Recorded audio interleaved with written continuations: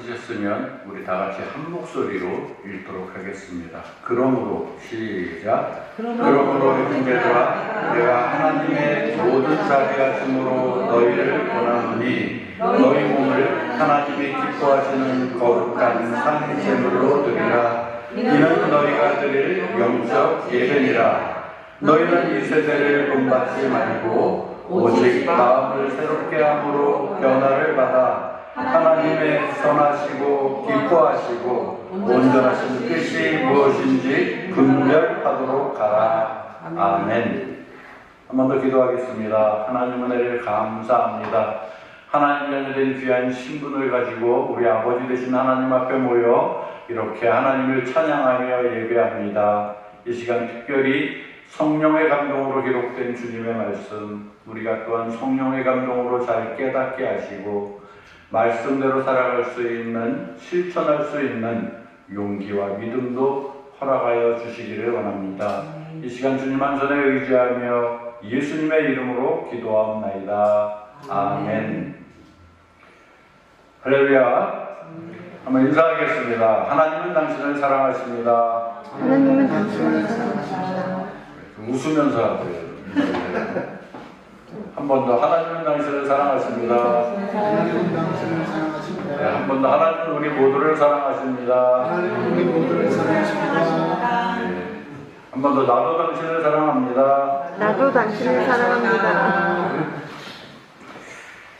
오늘 하나님 말씀, 우리 말씀 가운데서 오늘 본문 말씀 가운데서 이 부분을 따갖고 제목을 정해봤습니다. 중간에 보니까 하나님이 기뻐하시는 이라고 제목을 정해봤습니다. 하나님이 기뻐하시는 일이 무엇일까? 라는 것을 주제로 오늘 말씀을 한번 정해보도록 하겠습니다. 로마서를 보면은 물론 저자는 사도 바울이고요. 로마서 전체를 보면은 구원에 대해서 확실하게 나와 있는 부분이 로마서입니다. 특별히 로마서 1장부터 11장까지는 구원론에 대한 그 말씀을 사도 바울이 아주 일목요연하게 아주 잘 이렇게 정리해서 기록되어져 있는 말씀이라고 보면은 우리가 오늘은 12장을 읽었거든요. 그럼 12장은 어떻게 이어지느냐 하면은 구원받은 자들이 이젠 어떻게 살아야 할 것이냐 라는 부분으로 12장 1절로 그렇게 시작되어지고 있습니다. 우리 모두 구원받았습니까? 나는 구원받았습니다. 나는 구원받았습니다. 네, 내리십시오. 나는 아직 모르겠습니다. 있을지도 모르겠지만 하여튼 내리시고, 일단 우리 교우들 가운데 아직 예수 믿은 지 얼마 되지 않은 분도 있고, 그래서 조만간에 이제 성경 공부를 같이 이렇게 할 수 있는 시간이 있고, 이제 시간이 되면은 학습 문답도 좀 하고 그렇게 해야 되겠지만은, 구원에 대한 것이 과연 무엇일까라고 할 때 구원은 그저 이렇게 말하면 됩니다. 하나님이 나에게 주시는 은혜다. 그럼 구원은 어떻게 생기는가? 내가 예수 믿어서 생기는 것이거든요. 예수 믿어서 내가 구원받는다. 그러면은 그것은 나의 올바른 행위로 예수를 믿는 것이 아니라 이 믿음 가운데에서도 믿어지는 믿음. 그러니까 하나님이 은혜로 내 마음 가운데 어느 날 보니까 내가 예수 그리스도의 십자가 사건이 믿어지는 거예요. 이 믿어지는 믿음, 그 믿음으로 우리가 구원받았다는 것입니다. 로마서 1장부터 11장까지 자세히 나와 있습니다. 그리고 오늘 본문 말씀 이제 12장을 보면은 이제 우리가 읽었듯이 형제들아 내가 하나님의 모든 자비하심으로 너희를 권하노니 하면서 이제 구원받은 너희가 어떻게 해야 되냐면 너희 몸을 하나님이 기뻐하시는 거룩한 산제물로 드리라 라는 말씀으로 12장을 시작하고 있습니다. 저는 지난 8월 첫 주일부터 오늘까지 이어지면서 여러분들에게 가장 많이 강조했던 것이 뭐냐면은 예배였습니다. 일단 예배를 드려라. 예배를 통해서 우리가 말씀을 알게 되고 예배를 통해서 하나님을 만나고 예배를 통해서 우리의 삶의 법칙도 알게 되며 예배를 드림으로 하나님 부어주시는 은혜도 체험할 수 있을 것이다 라는 개념으로 예배에 대해서 강조를 했습니다. 여러분 주보를 펴시기 바랍니다. 설교 노트를 보면 하나님이 기뻐하시면 하면서 1번부터 5번까지가 있고요. 그 중에 제 1번을 볼까요? 예배를 대비하여 지켜야 할 것은 그러면 어떠한 것들이 있는가? 예배를 대비하여 우리가 지켜야 할 것은 어떤 것들이 있을까? 여러분 아는 대로, 지금까지 들은 대로 그렇게 적으시면 될 것 같습니다. 여러 가지 말씀이 있었습니다만은 저는 제가 생각나는 것은 그렇습니다. 예배에 대해서 우리가 어떻게 해야 되냐면은 일단 예배 시간에 늦지 않는다. 저는 그렇게 알고 있었고요. 그렇게 전했고요. 그리고 이왕이면 복장도 단정하게 입는다. 그리고 헌금도 정성 들여 준비한 헌금을 한다. 1,000원짜리 한 장이라도 이왕이면 새 돈. 그렇게 말씀을 드렸던 기억이 나고요. 대표자가 기도하면 그 기도에 귀 기울여서 같은 마음으로 나도 하나님께 기도한다. 또 찬송할 때 어떻게 합니까? 가사가 나의 고백이 되어서 하나님께서 들으시는 그 곡조 있는 기도임을 내가 생각하며 찬송을 부른다. 설교 말씀 어떻게 생각합니까? 나에게 주시는 말씀이다. 그렇게 여기면서 잘 듣고 메모도 하고 더 나아가서 내 삶에 잘 적용하며 살아간다. 그리고 축복 기도를 할 때 목사님이 축복 기도를 해주실 때 이것이 나에게 주시는 복이라고 생각하면서 그렇게 누리는 것, 그렇게 되는 줄로 믿으시길 바랍니다. 무엇보다도 이 예배를 통해서 예배의 대상이신 하나님의 음성을 듣고 그 뜻을 깨닫고 하나님 부어주시는 그 은혜를 마음껏 체험하며 돌아가는 것이 바로 이 예배 시간이다 라고 그렇게 이것들을 여러분 기억나는 대로 적으시면 될 것 같습니다. 그러면 2번 문제를 볼까요? 그러면 우리는 왜 예배하나라는 문제가 있습니다. 이어집니다. 우리는 왜 예배하나? 우리는 왜 예배하나?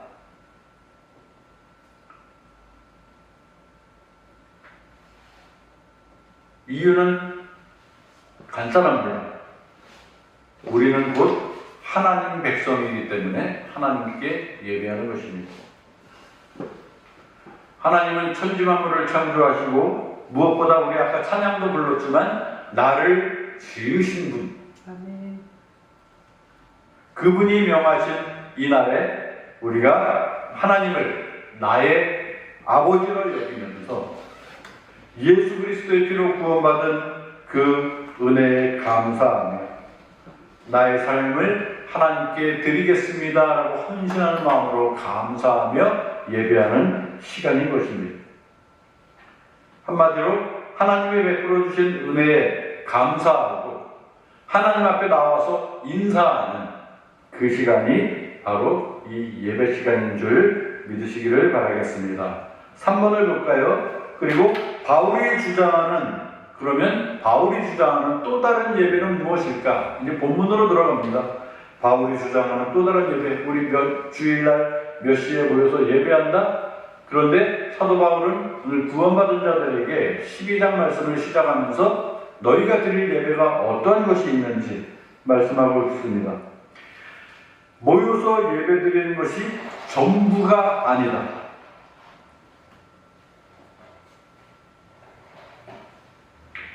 예수 그리스도의 피로 구원받은 하나님의 자녀들 된 저와 여러분이죠. 그렇다면 우리의 모여서 찬송하고 기도하고 설교 말씀 듣고 이러한 것들이 예배가 아니라 사도 바울은 오늘 본문 말씀을 통해서 우리들의 삶, 인생, 이 순간순간들이 전부 예배해야 한다라고 그렇게 강조하고 있는 것입니다.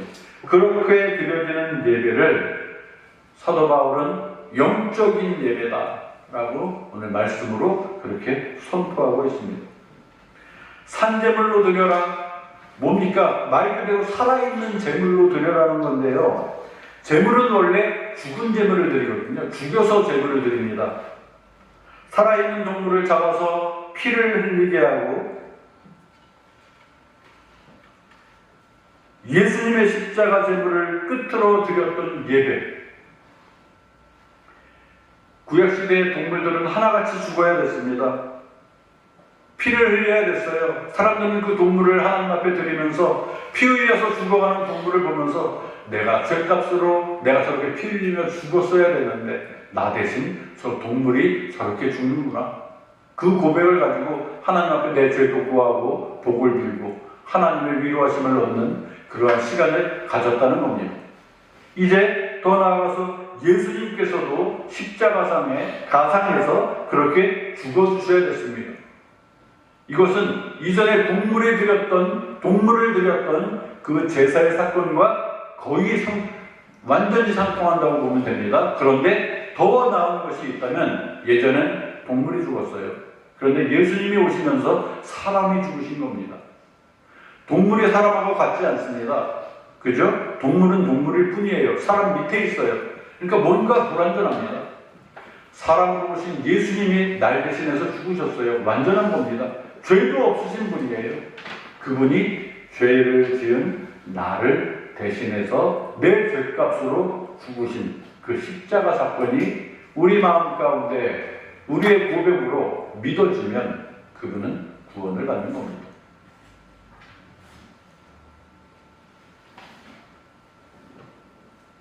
이 사건이야말로 저와 여러분들 인생에 있어서 최고의 사건이고요.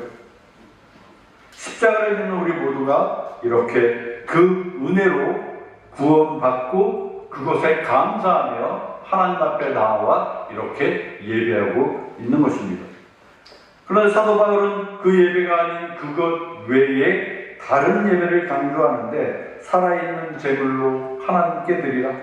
여기에서 이 두 가지를 말하고 있어요. 첫째는 하나님이 기뻐하시는 삶으로 드려라. 우리 12장 1절을 보겠습니다. 하나님의 모든 자비하심으로 너희를 권하노니 너희 몸을 하나님이 기뻐하시는 거룩한 산 제물로 드리라 라고 말하고 있고요.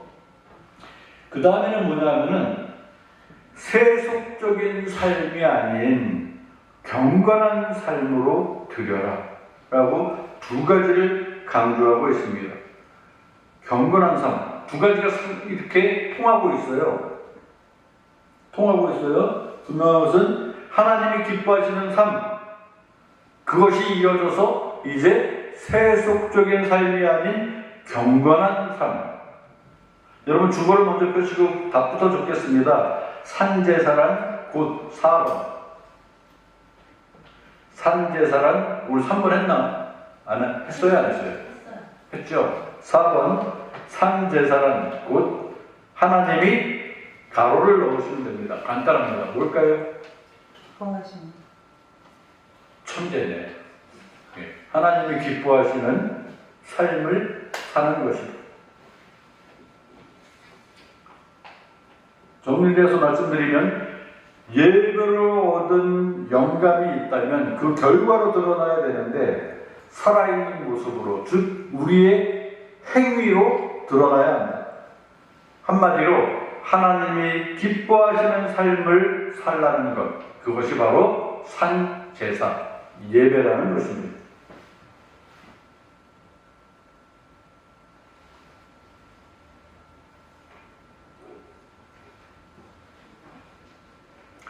일요일, 휴일, 주일 이런 특정 시간에만 모여서 예배하는 것이 아니라 우리의 삶 자체를 매 순간순간 코람데오라는 고백으로 내가 하나님 앞에 있다라는 그 고백으로 우리의 삶을 돌아보며 그렇게 행동하고 살아가는 것이다.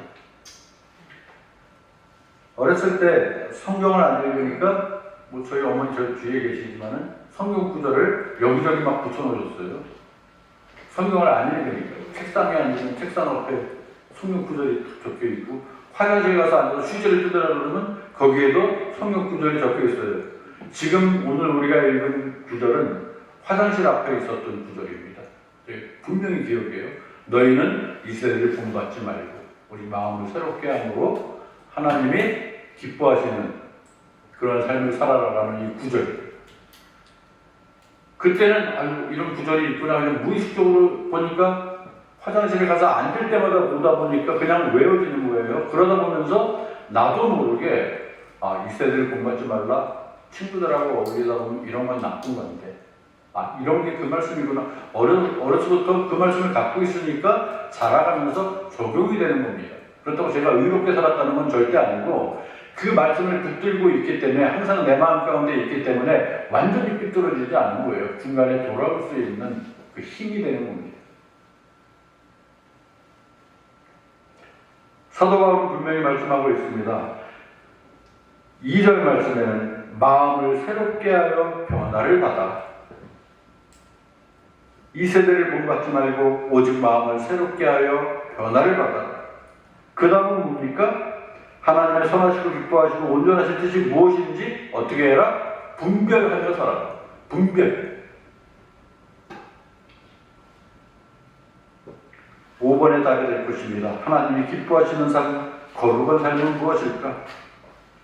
첫째는 마음을 새롭게 하여 변화를 받는 것이고, 두 번째는 분별된 삶을 사는 것이다. 그 분별된 삶은 어떤 분별? 하나님의 선하시고 기뻐하시고 온전하신 뜻을 분별하며 사는 것.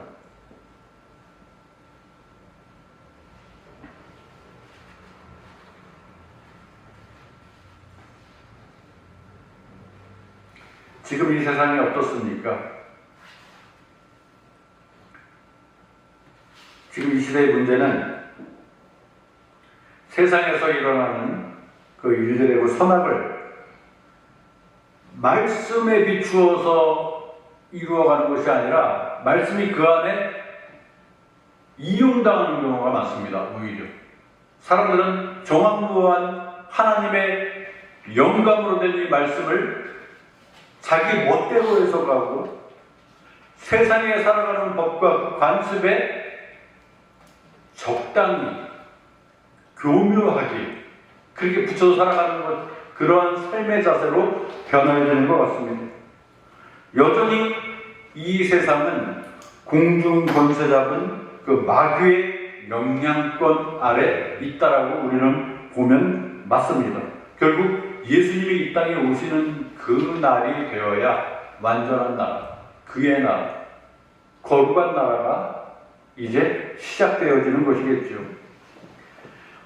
우리가 읽고 있는, 우리가 묵상하고 있는 이 말씀에 반하는 사상들이 판치고 있고요. 철학이 있고요.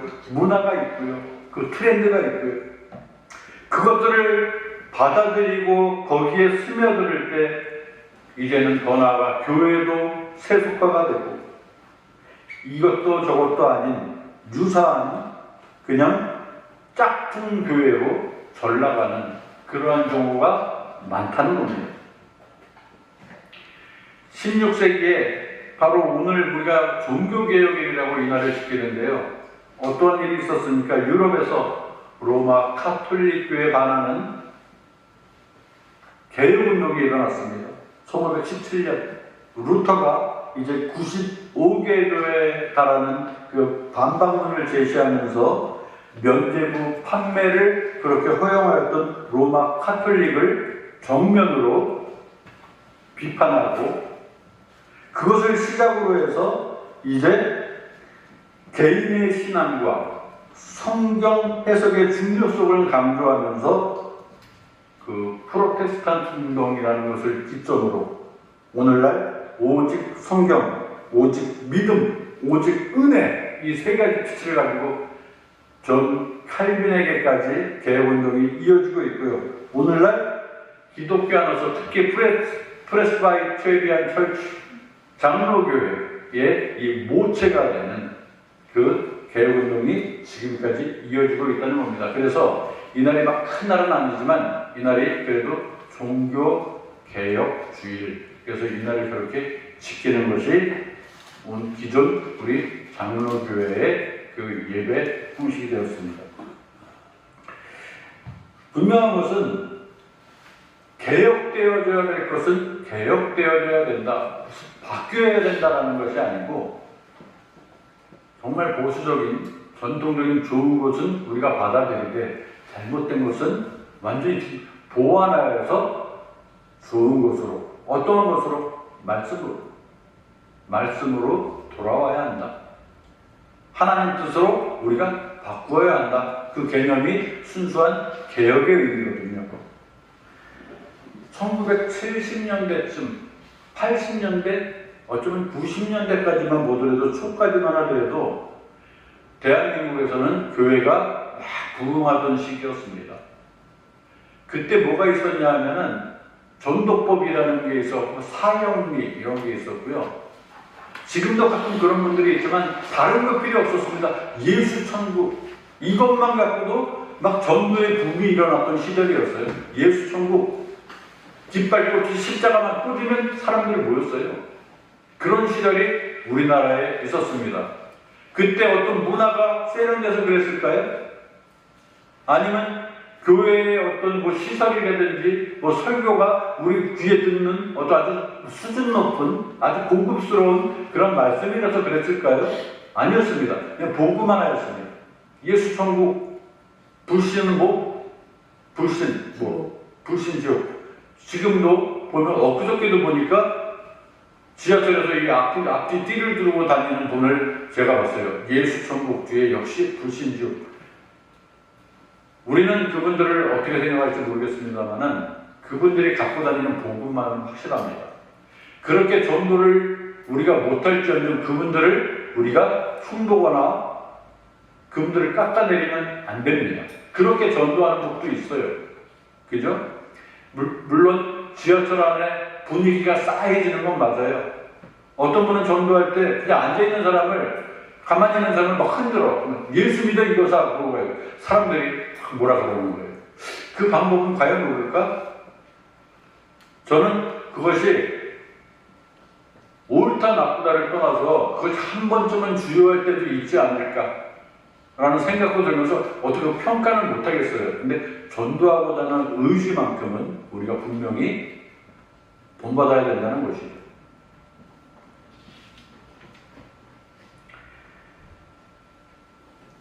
지금은 어떻습니까? 어떤 감성에 젖은 CCM이 있어요. CCM 좋습니다. 찬양 좋아요. 근데 그냥 찬양일 뿐이에요.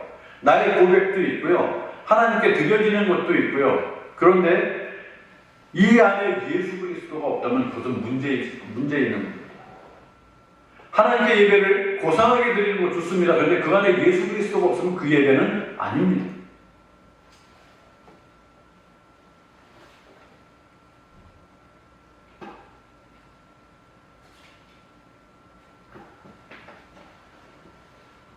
요즘 이슈가 되고 있는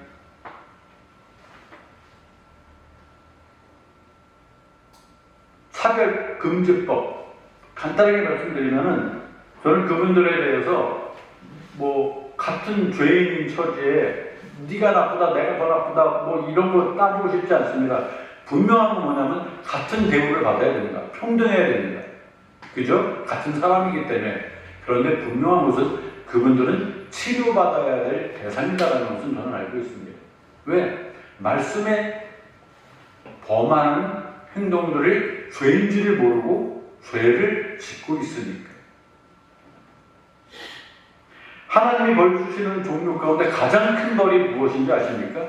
하나님이 주시는 벌 가운데 가장 큰 벌은 내버려두는 겁니다. 니들 마음대로 내버려두는 것. 우리는 로마서를 읽었는데 로마서 1장으로 쭉 올라가다 보면은 로마서 1장 24절부터 27절까지 보면은 거기에 어떠한 구절들이 있냐면 사람들이 마음의 정욕도로 더러움에 있는데 그것을 내어버려 두사라고 되어 있습니다. 남자가 남자를, 여자가 여자를 뭐 굳이 구체적으로 이야기하지 않겠습니다. 그것을 하나님이 벌 주실 때는 그냥 내버려 두는 거예요. 또 28절에는 뭐라고 되어 있냐면 온갖 악을 행하면서도 하나님 앞에 그것이 사형죄인 것을 알면서도 가장 위험한 것이 뭐냐면 하나님 두기를 싫어한다는 것입니다. 하나님을 인정하기 싫어하는 거예요.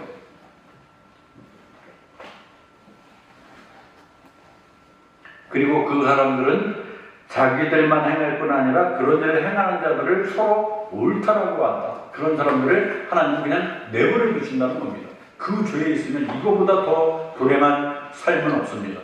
내가 죄를 짓고 살지만 하나님 나를 불쌍히 여겨주셔서 하나님 앞에 돌아올 수 있는 그 기회를 주셔야 되잖아요. 그죠? 그래서 회개도 하고 돌이키고 믿음으로 살아가야 되는데 그냥 내버려 네 마음대로 해. 그 끝은 어딜까요? 멸망입니다. 우리는 분명히 평등하게 살아가야 하되 뭔가 복음이 필요한 사람한테는 강력하게 복음을 제시해야 됩니다. 하나님 말씀에 준해서 어긋나는 것들과는 타협할 수 없는 겁니다. 말씀으로 설득시키고 말씀으로 변화시켜야 된다는 겁니다. 로마서 3장 20절에는 뭐라고 되어 있습니까? 율법의 행위로 하나님 앞에서 의롭다 하심을 얻을 육체는 없나니 하나도 없다 그랬어요. 똑같은 죄인입니다. 그죠? 우리 모두가 누구나 똑같은 죄인이에요. 그런 얘기가 있잖아요. 여러분 지금은 화장실이 깨끗하지만 옛날에는 화장실이 재래식이었어요. 그죠? 바로 변을 보면은 밑에 퉁퉁 막 퐁퐁 튀겨요. 그죠? 지저분한 얘기해서 죄송합니다. 사람이 볼 때 이게 또 한여름 되면 어떻게 되는 줄 아십니까? 거기에 이제 파리들이 있고 더 나아 그런 얘기 알아요? 그런 화장실 얘기? 알고 있어요? 구데기들이 막 있어요. 이제 더 지저분한 구데기들이 어떨 때는 막 바글바글할 때가 있어요. 그런 화장실 본 적 있어요? 은총이 은택인 그런 화장실 본 적 있어요? 없을 것 같아. 거기에 앉아 있습니다. 변을 봐요. 그런데 정말 조심해야 될 게 뭐냐면 구데기들이 기어서 올라와요. 이게 잘못하면은 내 신발을 타고도 올라올 수가 있는 거예요. 근데 그걸 피하게 되면 죄송합니다. 어떤 구데기는 벽을 타고 천정에까지 올라가 있어요. 여러분 무슨 얘기를 하려고 이렇게 되냐면 사람이 그 구데기를 볼 때 저 밑에서 아직도 있는 구데기나 천정 위에까지 올라온 구데기나 볼 때 똑같은 구데기인 거예요. 그죠? 똑같은 구데기인데 지저분한 구데기 닿기도 싫은 무슨 말씀을 드리려고 이 말씀을 드리냐면 하나님이 우리를 볼 때 똑같은 구데기 같은 존재입니다. 나 말씀대로 잘 살고 있어. 난 의로운 그래도 이 정도 너희는 이렇게 될 줄 알아? 의시되지 말라는 겁니다. 하나님 볼 때 똑같은 하나님 보시는 기준은 똑같은 죄인이라는 겁니다. 그런데 로마서 3장 24절 이하에 보면은 이제는 뭐라고 되어 있냐면은 우리가 은혜로 구원을 받았다. 율법으로는 우리가 죄를 깨닫는 것이다. 그런데 이러한 죄 가운데 있는 세상 가운데 하나님의 또 다른 의가 나타났는데 하나님의 멋진 방법이 하나 나타났는데 그것이 뭐냐면은 바로 은혜다. 무슨 은혜? 십자가 사건의 은혜라는 겁니다. 우리 3장 로마서 3장 한번 볼까요? 로마서 3장 23절 24절을 보겠습니다. 로마서 3장 23절 24절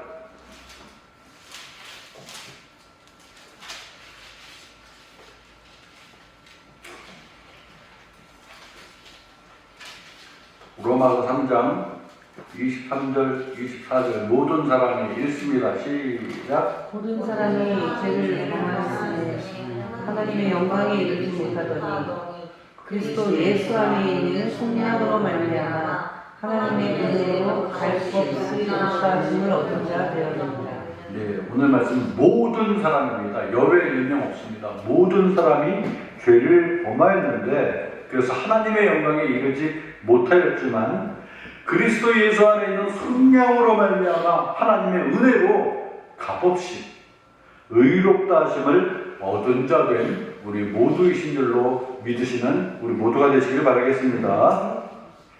결국 예수가 빠진 간증, 예수가 빠진 어떤 좋은 이미지, 예수가 빠진 나눔, 모임, 이러한 것들이 교회 안팎에서만 이루어지고 있지만은 아무리 열정적이고 아무리 심오해 보인다고 할지라도 아무리 헌신적인 것 같이 보인다고 할지라도 그 중심에 예수 그리스도의 십자가 은혜가 없다면 이것은 가치가 없는 것입니다. 하나님이 보시기에 선하시고 기뻐하시고 온전하신 뜻이 무엇인지 분별하지 않고 살아간다면 이러한 것에 우리는 젖어들 수밖에 없어요. 명심하시기 바랍니다. 우리가 한 주간을 살아가는 동안 우리의 삶을 하나님이 기뻐하시는 산제사로 드려라. 어떻게 산제사를 드리는 것이냐? 다른 것이 아닙니다. 2세대를 본받는 것이 아니다. 2세대를 본받지 말고 하나님께서 뜻하시는 바, 하나님이 이것을 좋아하실까? 하나님이 기뻐하실까? 하나님이 인정하실까? 하나님께서 보실 때에 선하시고 기뻐하시고 온전하신 뜻이 무엇인지 그것을 분별할 줄 아는 분별력을 우리에게 허락해 주시고 그 분별된 대로 우리의 삶 가운데 실천하며 살아갈 수 있는 믿음을 주시옵소서. 그렇게 살아가는 저와 우리 모두가 되시기를 주의 이름으로 부탁드리겠습니다. 한번 기도하겠습니다.